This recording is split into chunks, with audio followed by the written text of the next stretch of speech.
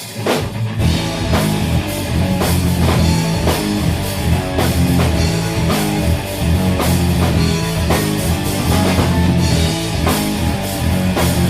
was once in a lifetime. That was one of the greatest round ones of all time, of all sports, ever. I think, though, Beverly Hills Cop, RoboCop crossover needs to happen.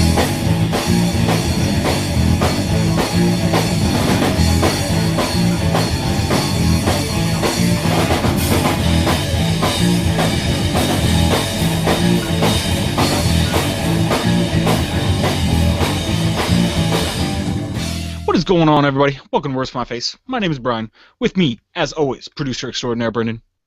Yo. And we are the one and only home of the Chewbacca chainsaws. And it is Thursday night, so we are back at you with one of our rip-roaring... What does rip-roaring mean? I'm going to stop using phrases I don't know what mean, so I'm sorry. One of our amazing sports shows tonight. Yeah, now Brian is going to exclusively use phrases that he thinks he knows what they mean, but he really doesn't know what they mean. As long as I use them correctly, it does not matter. You know? He's not going to use them correctly. Well, you know what? If I don't use them correctly, let me know. At Words For My Face on Twitter. Of course, wordsformyface.com, wordsformyface@gmail.com, and comments down below. That's always a thing you can do. And we will get back to you. Huh? Okay. Try it out. Try it out. Telling the truth. See, yeah. we might be lying. You never know. Yeah, look at those eyes. Look into his eyes and see if he's lying. But yeah, so we got a sports show coming at you tonight. Right now, biggest story in sports, of course, NBA conference finals going on right now.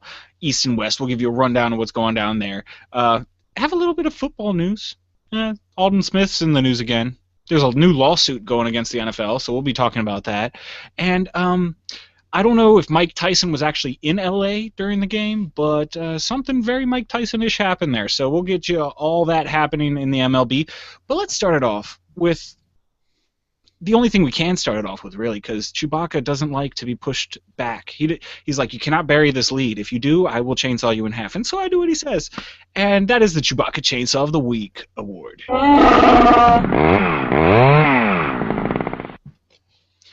And this week...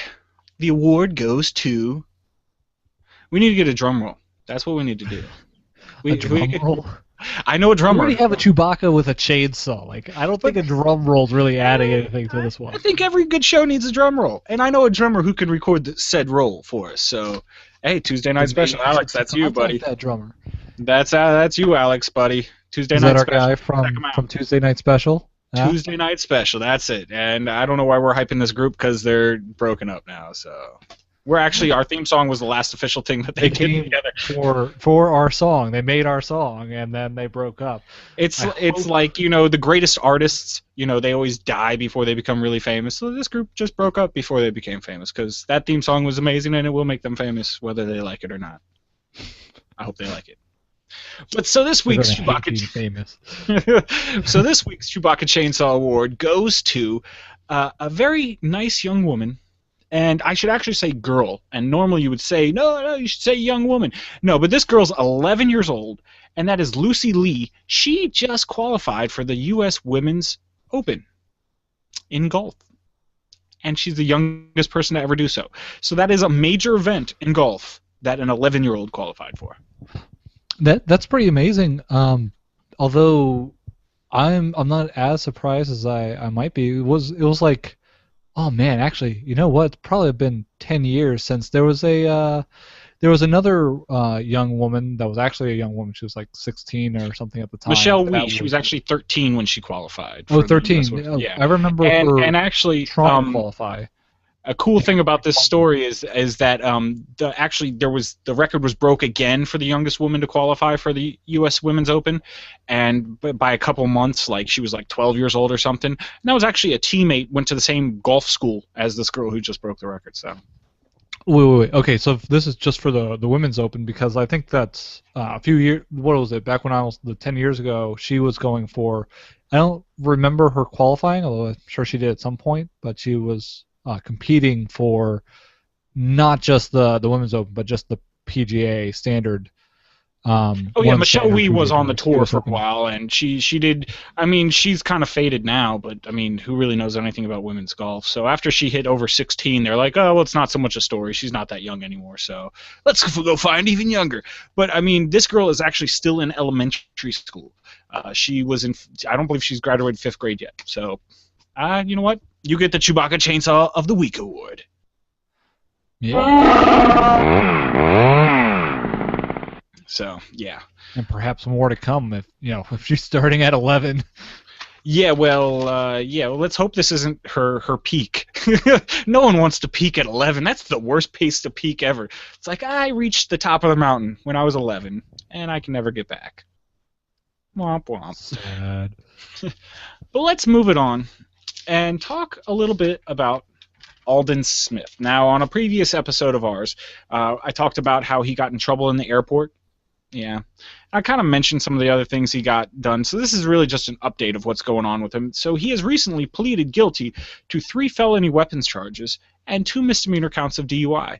And now he's getting a great deal, it sounds like, because it sounds like the maximum sentence he can get is going to be 4 years in prison. It's looking more like he's going to get 0 prison time for this offense. So, man, he's got a good lawyer. And now the reason he pleaded no contest to all of these was because of the other said case where he mouthed off at a TSA agent, said something about him having a bomb on a plane, and yeah, so that's why he pleaded no contest to this. Get this one out of the way so he can be energized for the next one. Was this a new crime that he pleaded no contest to, or was this from a previous one to the TSA one?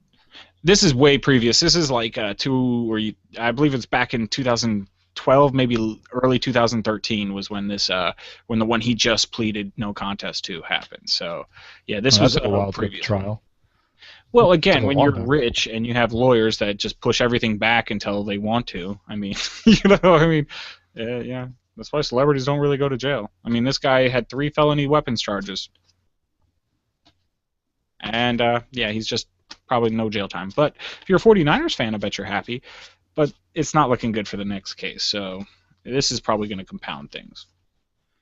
Yeah, I mean, although again, he didn't actually do anything, right? He just said stupid stuff in an airport, which was stupid, but I don't know what the charges are really going to be against him. And go ahead and go back and watch that show where we talk about that, because yeah, it's stupid, but it's not criminal what he did. So I mean, if you've ever seen man, which one is that? It's a Ben Stiller movie. Hit me up in the comments down below. Tell me which Ben Stiller movie it is where he's on the plane. He's like, I can say bomb on a plane. Like, what if I said bombardier? Bomb, bomb, bomb, bomb, bombardier. Sir, you cannot say bomb on a plane. And then he gets tased. Yeah, that must be Meet the Parents. Never mind about the comments. Hit me up with other things in the comments. Tell me what you think is going to happen to Aldon Smith in the comments. There you go. There you go. But let's move it on to the next NFL story. And that is there is a new lawsuit pending that just got filed in San Francisco federal court. And it's going to be the class action variety because there's over 500 players, former retired players, that are part of this lawsuit. It's led by Jim McMahon and legendary Richard Dent, who's actually a Hall of Famer. And it alleges that a lot of these NFL teams were illegally and immorally handing out pain medication to their players to, number 1, keep them playing, and number 2, hide injuries. So, yeah, not so good. That's pretty severe. Now, I would think that they would also be less likely, like the players wouldn't be as likely to try and come forward with this, because aren't they a part of that crime? Yeah, it's like the drug users being like, okay, yeah, I'm gonna sue my drug dealer. Like, what? You know, like, what are you doing? You can't really do that. Maybe they're. Well, I guess I don't know the details of the case, but maybe they're alleging that they were being coerced by. And that is what they're alleging. But I mean, I can understand pressure from such a big organization. Your millions of dollars are riding on the line. You feel like you have to do whatever is necessary, and if the team is telling you this is necessary to do it, I do understand going along with it. But I don't understand going back and suing because there's no way that they like forcefully jam these pills down their throat. It's possible that they had the doctors kind of fudge things and not tell them exactly what was going on, or didn't tell them the severity of their injury, and just said, "Hey, here's some typical pain medication." Didn't tell them that this was actually to mask a much more serious problem. And that's very true. I mean, they could have been told, here's some extra strong Tylenol instead of, here's some Oxycontin or whatever you like, hydrocodone or whatever they take for, or Valium or Percocets or whatever they would take for that. So that is true. It could be a little bit of misconception. I mean, you seen the movie Varsity Blues where they try to put the shot into the running back or the guy's knee and keep him moving? Mm-hmm. Yep. So Exactly. And I guess you never know. I guess we'll have to wait and see what details come out further for this. It's kind of an interesting development. Like I said, though, it would seem from the outset that they would be involved in this crime, which would be one reason why maybe the NFL thought they could get, or the teams thought that they could get away with it. Like, because if these guys are accepting that, they're not going to turn them in. But yeah, and I don't know who if this knows? is really a total, like, you can sue the whole NFL for this. I mean, you can sue Maybe a just specific individual team, teams. Yeah. but it's a class action lawsuit against the NFL. So I mean, you'd have to be Maybe able to they prove thought the that NFL. Maybe yeah, the you'd have NFL to be able to maybe prove they that were the familiar higher with. ups, you'd have to be able to prove that the higher ups and over, more than just the owners of each said team, were, very knowledgeable of this and let it go on. And I mean, I then would why? have to expect. I would have to think that maybe these players, maybe even all 500, for them to be part of the class action lawsuit, maybe not, um, had at some point reported to higher ups in the NFL that they thought this was going on, or they felt uncomfortable or something, and the NFL kind of like looked the other way, or said that they would investigate and didn't do anything. But like, does this open up the door for the MLB, for some of those old baseball players to sue the MLB for steroid use because I felt pressured to take steroids? I mean, I know it's a little bit of a different situation. One is supplied by the team, and that is what they're alleging, that the NFL team supplied these things to them, and one was maybe just pressured into trying to do it. But I mean, Yeah, most of the cases that I'm familiar with the baseball players has been a matter of the players themselves with their own personal doctors getting steroids, getting their cocktails, whatever it is they're doing. That's at least the ones I'm familiar with. There's probably several where the team was more involved, but that may be the distinction there. yeah, I mean, it'll be interesting to see what type of precedent this sets for all other things. I mean, are you going to see something in basketball? Because I mean, I wouldn't be surprised if they did the same type of thing in basketball. Yeah, I I wouldn't be mean, surprised if it shows or up in other hockey. sports. And Hockey so, especially. Hockey especially because of how physical hockey is and how much damage goes on in yeah, hockey, but similar no, to. not really. They wear more pads than everybody else. They're also, you got to think that a lot of injuries happen when, like, your foot or some piece of your body stays in one position, and the rest of it's trying to move another direction. Like in football, well, you get a lot of knee injuries when their foot is planted in the ground and it doesn't push back. When you're on the ice, though, it just kind of glides. It's more fluid movements, so you actually don't see as severe of injuries in the NHL. Not as what about with at least like the enforcer players, how they go at it pretty severely regularly, and that's their job. So you have big guys that are made for destroying the other guys, Yeah, I mean, yeah, because they get into the fights. So I mean, and maybe those are they're the like, here, guys that take some I pain expect. pills for the fights. Yeah, So exactly. And those are the guys I would expect the most to take painkillers to deal with that kind of situation, because that's their primary job, is to fight, and they also have to be out there. They're supposed to be the big guys out there dealing with pain. So yeah, they're the targets. They're intentionally going after everybody, and they have the big target on their back because then the other team's enforcers come after them, and it's just, you know what? I think this is the first time we talked about hockey on the show. just gonna put that in there. All right, yeah, I'm just it gonna throw might that in be. there. I just find that interesting. We're sitting here having a little bit of an intelligent hockey conversation, and it's the first time we talked about it. Maybe we'll start talking about it more, but probably not. Well, let's have the listeners tell us if you guys want to hear more hockey talk. Then let us know in the comments You below. know, you know what? We'll do it. We'll do it. Please, comments down below at Words to My Face on Twitter, Google Plus, wordstomyface@gmail.com, any of those places. Let us know what you want to hear, and we'll talk about it. That's how we roll. We roll with what you want to roll with. Huh? Huh? Maybe we slide. We We slide, skate. we Skate glide, by. we glide on the ice. You know, there you go, there you go. And that's when all the hockey fans stop listening. Yeah, and that's where everybody just hit stop video. But let's move it on to something that you might actually want to listen to, and that is, I don't know, but there might have been a Mike Tyson sighting. Yeah, not setting, sighting. No, really, it's a Yeah, he's Mike saying Tyson all the time. setting He's too. not in hiding. Yeah, He's he's not. not. He's not. In L.A. because just this past week, Miguel Olivio, he just got suspended by the Los Angeles Dodgers or by MLB for apparently during an altercation with teammate Alex Guerreros. He apparently bit off a chunk of this guy's ear. Yeah, that's kind of severe. You know, Yeah. when you're biting off people, I don't even understand how that comes up in the heat of a fight. Like I understand you're punching a guy, you're kicking a guy, you hit him in a nasty place, but you latch onto his ear with your teeth, bite hard, and rip it off. Like Yeah. how does that come up? I don't know. Maybe Yeah, I'm not used to being in the heat of that intense of a fight. and apparently Mr. Guerreros did have to have plastic surgery to repair said ear after the bite incident. And I would imagine so. I'm kind of miffed, but because first of all, that's your teammate. That's just going to be the first thing I'm going to say. Second of all, I'm with you, Brendan.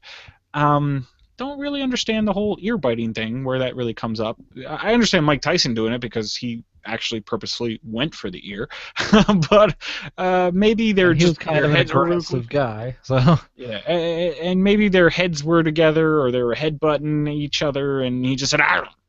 and got in there real quick. But yeah, that's an maybe he had interesting recently. one. Maybe he had been a Mike Tyson fan and he remembered that happening. He was like, "Let me try it out." Maybe that was his way. He was like, "Hey, Mike, next time I want to give you a shout, I'm gonna bite some dude's ear for you, man." So Mike Tyson's like, "Oh, big ups to my man Miguel." Yeah, I don't know. Yeah. You know, maybe the guy deserved it. You know, sometimes that's the only way to really get back at a guy is to bite his ear. I don't know. I don't know what goes down in those on the benches there. You know. It's just way over my head. It just has flown out the and I mean, come on, man. You got millions of dollars on the line, dude. Really? You're really gonna bite some dude's ear? Not only just some guy, but your own teammate. I mean, I don't know It was what's bad enough worse. that they got. Honestly, though, it was bad enough he got in a fight with his own teammate. That's unusual. Like it's unusual in baseball to see that many fights. It happens though, but with your own teammate, that's already going to cause you problems. You know, maybe at that point, point and overturn already, whatever. Doesn't even matter at that point. It's just that's all I can do is go when you hear something like that, because I mean, it's just stupid. I mean, you're getting a chance to play a game, dude. Have fun. Make your money and have fun. I mean, yes, be competitive. Yes, be, put your aggression, and, that's the way to get out aggression is on the field, not at your teammates, man. So, yeah. But who knows? Maybe this opens up the door to Mike Tyson joining the MLB. You never know. Oh, you never know. One of those You know? little double sport champions. Yeah, maybe. Yeah. We could make another list. I mean, we did one before, so we could make another double sport list. Mike, hey, if you need an agent, hit me up. I really have no agent credentials, but I'll do it for you. I'll try. Add another little Yes, chapter. because Brian believes in you entirely. He doesn't think Mike Tyson's past his prime at all. He thinks he's getting right at it, like almost to the point where baseball is tame enough. I don't know. Yeah, well, Because after boxing, I think we've exhausted all our ideas on this story. So hit us up what you think. Give me some quick, funny jokes. I'm sure there's some good one-liners out there. Put them in the comments down below. We'll share them on next week's show. And if you don't, we won't share them. Share your best MLB Mike Tyson jokes. Yeah, man, let us know. I'd love to hear them. And bring them out. I know you've been waiting. You've been saving them up for years. Here it is. Now I can finally use these jokes. That's what people are doing. They're dusting off the good old notebooks. So yeah, we'd love to hear them, and we'll start. Hey, we might even post them on our website. Huh? Yeah. We can definitely do that. We can definitely do that, and we'll put up the clip with our top 5 jokes. Hey, we'll have a top 5 Mike Tyson jokes next week. So let us know what's going on. Give us some of these Mike Tyson ear-biting MLB Miguel Olivio. I know I have to keep looking down at what his name is, and I've said it a million times, but Miguel Olivio jokes. So we'd love to hear them. We really would. But let's move it on to what I would call the lead story of the evening, and that is why I buried it. I actually started out the show planning on doing this story number 1, and then really quick, because we think on our feet here at Words in My Face, I buried the lead. I don't know if you like that. Do you like me burying the lead? Huh? Let me know in comments. But the lead is NBA Conference Finals, everybody. It's here. The moment you've all been waiting for. No one wants to hear about the NBA Finals. I mean, that's such a minor event and obscure sport. I don't think anyone cares. Well, then, you know what? You're right. I mean, it is pretty boring. Nobody likes players like Kevin Durant, LeBron James, and Tim Duncan. Nobody likes those guys. So, hey, that does it for tonight's show. Thank you for listening to Words from My Face. Nah, I'm just joking. We're going to talk about it anyway. We know you want to hear about it. We know. Do you think I fooled anybody with that whole fake close ending? Yes. You fooled one person.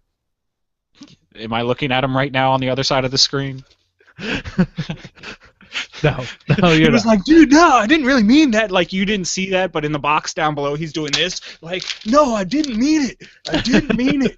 That's what he was doing down there. He was like, come on, man, we're not done. But, yeah, so let's move it on. We didn't have enough material yet. But, so the NBA Conference Finals, it's going on. It's a thing, and it's actually not looking too good for the best team in the finals left. And that is because they have the best player in the NBA, maybe of all time. Who knows? He's on pace to be that way. He's the most humble, nicest guy in the world, and just so happens he's probably the best pure scorer in the game today, and that is Kevin Durant. And yes, the Thunder. There you go. The Thunder are down 2-0 to the Spurs, and it's unfortunate because the Spurs. It just seems like they have like 15 guys on their team, it seems like, that can come in and play great minutes and, have this huge high level of energy. Like Danny Green. Who the hell? What are you doing, Danny Green, making 7 3-pointers last game? I mean, that's not cool. You have players like Kawhi Leonard, who's just playing amazing defense, especially on Kevin Durant. Kevin Durant only scored 15 points last game. 15. And that's really, you got to attribute the defense to Kawhi Leonard and Danny Green switching on and off every now and then. Tim Duncan. Of course, putting that in perspective with Kevin Durant, how many games in a row did he go with 40-plus points this year? Well, not in a row, but he had 11 games of 40-plus points. I believe 2 of those he went over 50. He had a streak of 41 games in a row where he scored over 25 points, breaking Michael Jordan's streak, but not even coming close to Wilt Chamberlain's. But I mean, he had a spectacular year. I mean, just scoring in general. Won his 4th scoring title this year, was MVP, and he's getting shut down. And it's just because the system that you have in place in San Antonio is just amazing. I mean, you usually don't see this outside of college basketball, because in college basketball, it's a little more even playing field. The talent is not always there. You can go with more serviceable players who are just, maybe this guy's good at shooting, or this guy's good at defense, or this guy's, and they put schemes in place because you're switching out the players so often. You have teams like Duke. I mean, they're always good every year. Michigan State always seems to be in the Sweet 16. UConn, I mean, even if they lose their coach, they seem to have a good system. And he's kind of put in place like a college system where you can just plug and play players. Now, it just so happens that their general managers tend to get them, amazing players like Tony Parker, Manu Ginobili, Tim Duncan. Do I have to go on? Danny Green, Kawhi Leonard. It just seems like they have like a 15 deep bench. A lot. Yeah. I mean, and the Thunder, especially with the loss of Serge Ibaka. I mean, I can't stress enough how much this is killing the Thunder, because that guy was their side to side defender. He could run, baseline, side to side, defend whoever's in there. He could defend pretty much 3 positions, small forward all the way through center. He was at most athletic shot blocker that they had. Now, don't get me wrong, Kendrick Perkins is a really good defensive player, but he's just not quite Serge Ibaka's level. And then Serge Ibaka also on the offensive side, he actually was their low post player. He could, and you know what? He could actually sink a three or two if he needed to. So he really helped stretch the floor for Kevin Durant and Russell Westbrook. And you just saw how much they were missing him this series when, yeah, Kevin Durant only scored 15. Man, it breaks my heart. Breaks it. I still believe in you, KD. If anybody can bring your team back from a 2-0 deficit, I believe in KD. I believe in KD. Yes. And that's when everything turned around. With Brian's belief in Kevin Durant, anything was possible. Kevin Durant revamped everything, they rallied the team together, and they went on to win the next 4 games. That would be awesome if that really happened. If that really happened, KD, I'm sending you a tweet, and you know what? I don't want money. I just want you to, like, tweet me back and be like, thanks, man. That would, it would make me feel so good. I love Kevin Durant, if you haven't noticed. Maybe I should get off Kevin Durant. It's getting Brian really is probably... He's at least the biggest Kevin Durant fan I know, and that was long before he won the MVP. I think he was talking about him before he was in the NBA. So I've been talking about him for a very long time. He went to high school. Yeah, he went to high school around here, so around my area, the DC area, and so I've been keeping my eye on this guy for a long time. Long time. So it should be a creepy movie about Brian's love for Kevin Durant. You know? They did. It's called Fatal Attraction. I will not be ignored. I'm joking. There's nothing fatal about my attraction towards him. But let's move it on to the next Eastern Conference Finals, which actually is looking like a little bit of a better series at 1-1, with the Pacers winning the first game 1, and then the Heat winning game 2. Now, this is really, I'm kind of surprised that the Pacers won the first game, but it actually makes me feel good because my team is the Wizards, and I kind of want the Pacers to push the Heat to 7 games. So it's like, yeah, we're really like the third best team in the East. So, yeah, I do want to see that. But hope. But what we're seeing here, a little bit of dignity. Well, I mean, we did really well in the playoffs, so. Yeah. No, I mean, I consider Washington going past the first round. Everything after that was bonus basketball, so I was just happy to have that. But really, what you're seeing here is in this series, Dwayne Wade has actually showed back up. Who knew? He decided, hey, you know what? I guess it's the Eastern Conference Finals. I'll start playing. You know, I do want to win that championship, and he really hadn't done much in the whole season, let alone the playoffs. And he's come out and had back-to-back 25-point games. So, I mean, he's stepping up. If LeBron James just, plays at 75%, he's still the best player. I'm not going to say that. He's still a great player. Everyone knows you should always save your best basketball for the final games. Well, yeah. Yeah, it's all about timing. It's about where you get hot. It's, you'll see a lot of teams like the Spurs. I remember the Lakers used to do it all the time when it was Shaq and Kobe. It seems like they take November through March off, and then they start playing good in April and May and June. So that is a good strategy. But really, I don't know if the Pacers can keep up. It just really depends on Paul George right now. Paul George just got diagnosed with a concussion, and there's no timetable for the NBA protocols with concussions. So he might not play. I mean, concussions are a big deal. Sometimes players get back from concussions the next game, or even in the same game. I've seen happen, maybe not wisely, but it happens. Same game, not anymore. No, after the new rules, especially with the NFL started, that same game won't happen anymore. If you're diagnosed with a concussion, you're done for the game. That's, I believe, all the major sports have implemented that as a rule. But yeah, it used to happen all the time. Football players would run out, have a concussion, run back in. Maybe that's why they say do that several times. So yeah, so I think they let them do it at least one. So not with a concussion, with an injured leg, but yeah. So Paul George has the concussion now. That is their best scorer / best defender because Roy Hibbert just hasn't been around very much, and so them losing him, that is their all-star. That is their guy. And in the NBA, it's nice to have more than one guy, but most teams only got one guy, and that's not necessarily a bad thing. You can still win a championship. You have one amazing guy and then a bunch of good role players around him, and so it's not going to be good for the Pacers, unfortunately. I mean, they lost home court advantage, losing one of the games, and Miami, they're built for the championship. So I'm just going to see. I'm looking at LeBron James, and you know what? I'm not really talking very well right now. Maybe I need to gather my thoughts. Hmm? Maybe if Hmm? someone else took some pressure off of you by talking about the sports that we are talking about, which happens to be basketball, in the most roundabout way possible, it Yeah. would give you a little bit of time. However, that person just doesn't care to help you out right now. It's so nice when your producer wants to see you fail miserably. Okay, so Yes. yeah, so but yeah, so I mean, LeBron is going to start taking over. Dwayne Wade, like I said, showed up to play. Chris Bosh, can't ever count that guy out. They still have Ray Allen, the greatest three-point shooter of all time. Actually, I take that back. Jeff Hornacek is the greatest three-point shooter of all time. But Ray Allen, he's close number 2. And yeah, Honestly, I that's think you're wrong about that too. Yeah, it's pretty sure it's Chewbacca's the greatest three-point player of all time. We've already discussed this. Chewbacca already takes best everything, so we don't have to mention it because in the Olympics, nobody knows about the platinum medal just because they hand them straight over to Chewbacca. The World Cup, you know what? I already could tell you who won. Chewbacca won. It was Team Chewbacca, and he played on a team by himself, and he didn't even have to go to Brazil. They just mailed him the cup all the way up here. I mean, so I think Brazil it's was just hoping that he wouldn't show up, to be honest. yeah, well, they're 'Cause like, we have enough problems in our favelas. We don't need a Chewbacca running around.